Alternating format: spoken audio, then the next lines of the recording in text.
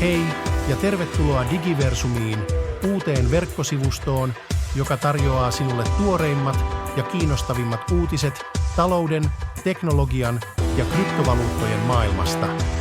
Olen Sami, Digiversumin perustaja ja päätoimittaja. Digiversumi on syntynyt intohimosta seurata digitaalista kehitystä ja sen vaikutuksia yhteiskuntaan, yrityksiin ja yksilöihin. Haluamme jakaa tämän intohimon kanssasi ja tarjota sinulle laadukasta ja luotettavaa sisältöä, joka auttaa sinua pysymään ajan tasalla ja tekemään parempia päätöksiä.